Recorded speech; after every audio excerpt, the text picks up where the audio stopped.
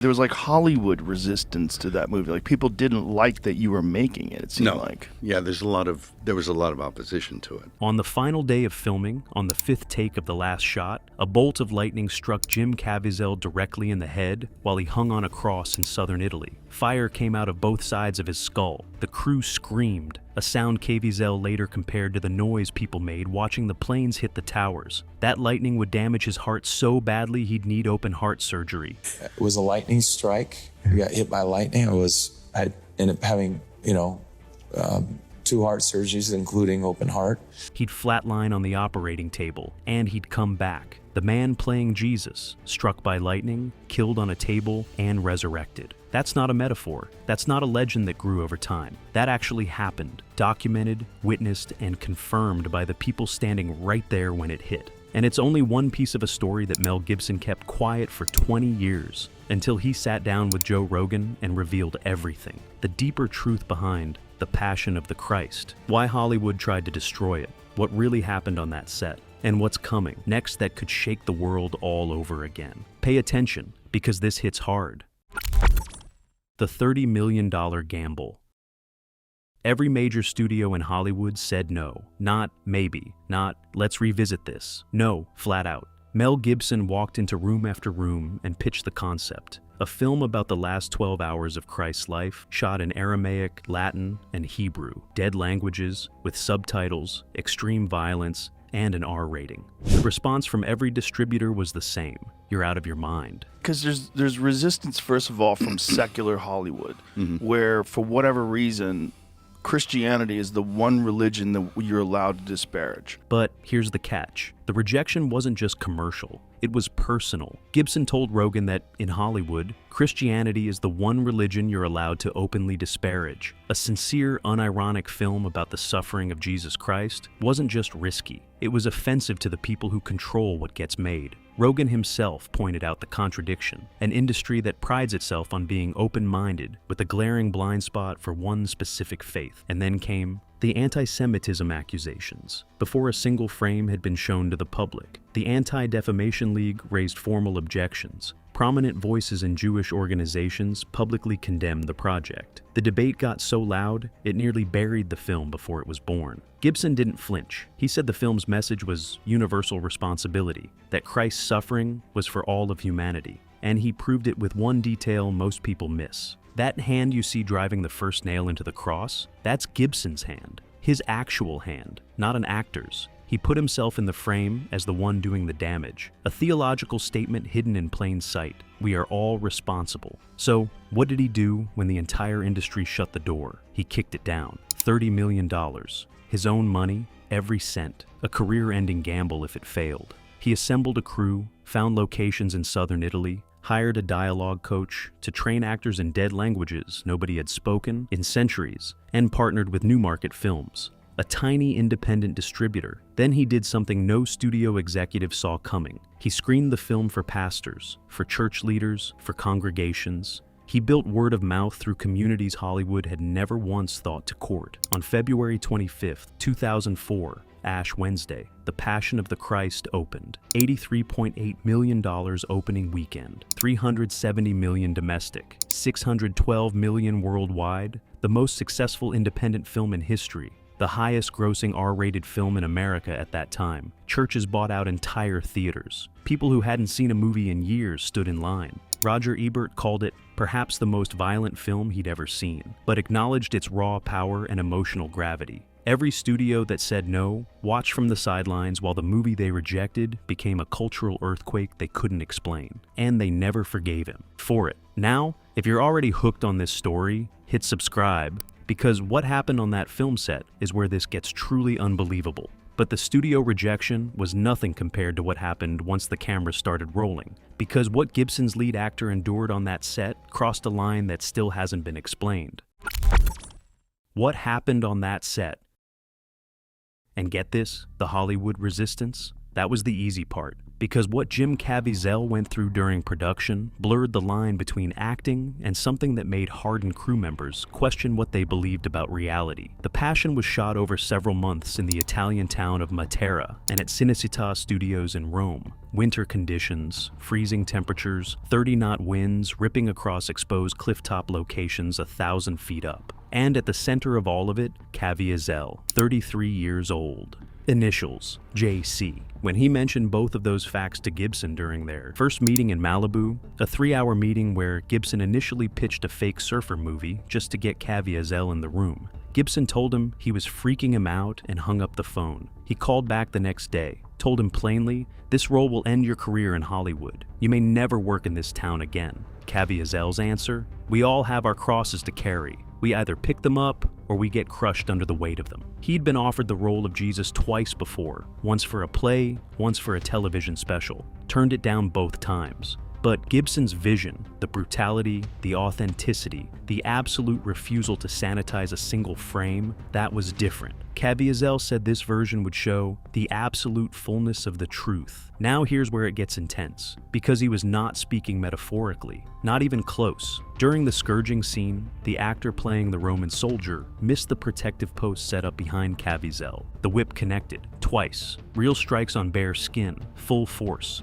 No padding between the leather and his body. The first one carved a 14-inch scar across his back. 14 inches. That's not movie magic. That's not something makeup can simulate. That's a wound you carry for the rest of your life. The 150-pound cross fell directly on his head during the Via Dolorosa sequence, buried his face in the sand. The impact was so violent, he bit clean through his own tongue. The blood you see streaming from his mouth in that scene, not corn syrup, not special effects. That's his actual blood, and it didn't stop there. His left shoulder dislocated from carrying the cross and plagued him for the rest of production. He hung on that cross in below freezing temperatures, with 30-knot winds wearing almost nothing. The wind chill at the Matera clifftop pushed conditions well below 25 degrees Fahrenheit. He contracted hypothermia first, then pneumonia, then a lung infection that lingered for weeks after filming wrapped. Prosthetic makeup sealed over one eye, eliminating his depth perception entirely, making every physical scene more dangerous and triggering migraines that lasted full shooting days. By the end of production, Caviezel had lost significant weight and could barely move without pain. But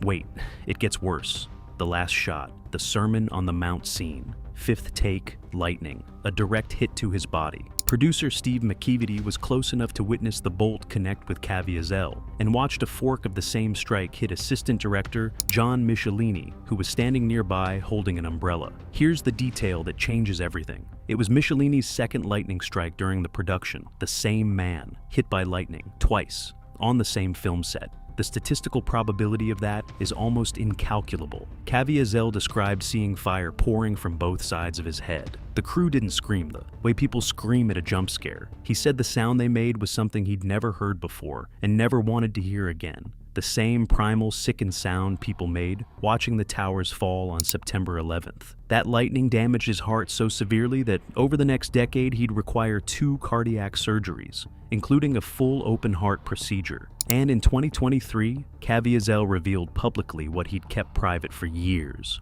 During one of those surgeries, he died on the operating table. His heart stopped. He flatlined. And the doctors brought him back. Let that land for a second. The man who played Jesus Christ in the most visceral depiction of the crucifixion ever filmed, struck by lightning on a cross, killed on an operating table, and brought back to life. Here's the part nobody talks about. It wasn't just Caviezel. Multiple crew members and cast reported spiritual transformations during production that they couldn't rationalize or explain away. Gibson, on the Rogan podcast, referenced these experiences, how working on that set deepened people's faith in ways nobody anticipated. He didn't try to explain it, didn't dress it up in safe language. The look on his face when he talked about it told you everything his words didn't. Was it coincidence? Was it the intensity of the subject matter getting under people's skin after months of immersion? Or was something happening on that set in southern Italy that nobody involved, not Gibson, not Caviezel, not a single crew member, could fully explain? Gibson seemed certain it was the latter, and he didn't try to rationalize it away. But what he said next on that podcast made the filming stories look like a warm-up. because he wasn't just talking about making movies anymore. He was making the case for something that happened in a tomb in Jerusalem 2,000 years ago. And it's the argument that broke the internet. The argument that silenced Joe Rogan.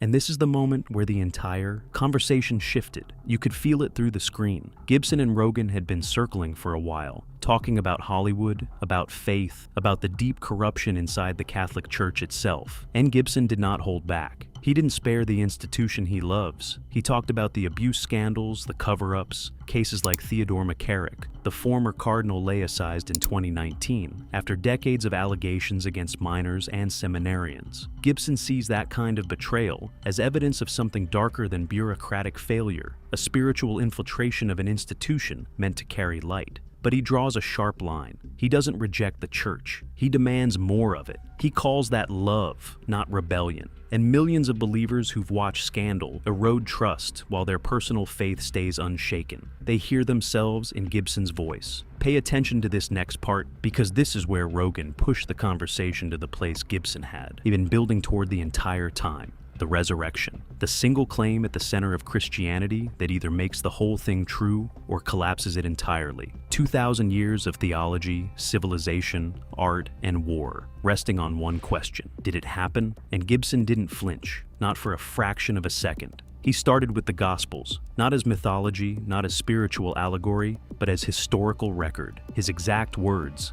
"I regard the Gospels as history. It's verifiable history. Some people say it's a fairy tale. He never existed, but he did. And there are other accounts, verifiable historical accounts, outside the biblical ones, that bear this up." Then he brought up the Shroud of Turin. He told Rogan that recent testing had revised the dating, once dismissed as a medieval forgery, back to the time of Christ. Rogan leaned in, genuinely intrigued, because here's the thing scientists still can't answer. The image on that cloth is not paint. It's not dye. It's not a burn. It's not any known technology from any era in recorded history. The image appears to have been formed by some kind of burst of radiant energy that no laboratory on Earth has been able to replicate. Gibson let that hang in the air, a burial cloth that defies every explanation modern science has thrown at it, lining up with the most extraordinary claim in human history. He didn't push it. He just let it sit there, and you could see Rogan's wheels turning. And get this, Gibson was just getting started. He moved to the apostles, and this is where his entire demeanor changed.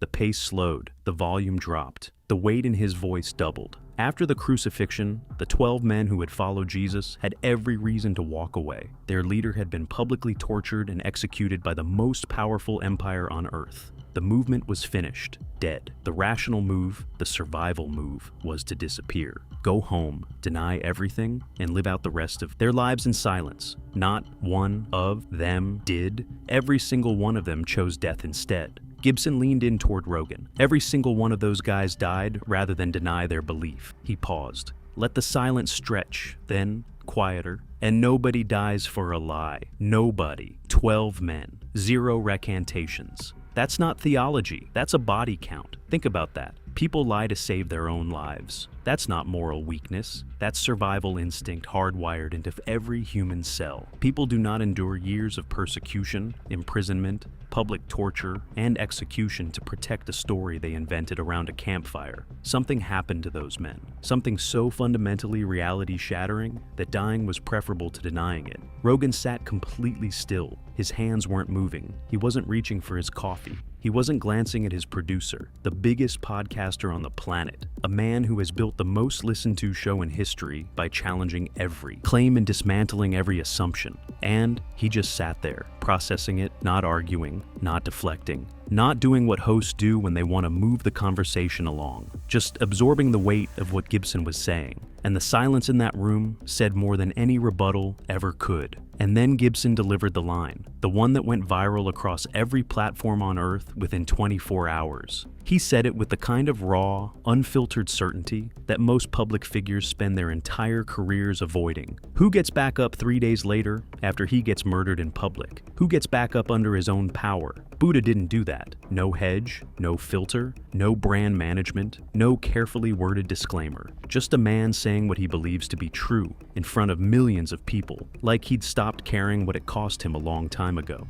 Rogan didn't push back, didn't pivot to a safer subject, didn't crack a joke to release the tension. He just let it sit. And for Joe Rogan, that silence was louder than anything he could have said. Here's what makes the timing impossible to ignore. Just 2 days before this episode dropped, Rogan had released another episode with Christian apologist Wesley Huff, in which he called the evidence for Jesus fascinating. Back to back, 2 episodes engaging seriously with Christianity on the biggest podcast in the world. Whether Rogan was on a personal journey or just following his curiosity, you couldn't look away. Gibson went further. He talked about spiritual realms, good and evil locked in a war over the souls of humanity. There are big realms, spiritual realms, he told Rogan. There's good, there's evil, and they are slugging it out for the souls of mankind. This wasn't metaphor for him. This was the framework through which he understood everything: Hollywood's resistance, the suffering on set, the corruption in the church, and the reason he believed a sequel about the resurrection was the most important project of his life. The clip spread everywhere, not because it was controversial, because it was rare. A man with nothing left to prove and nothing left to protect, sitting in front of the entire world and saying,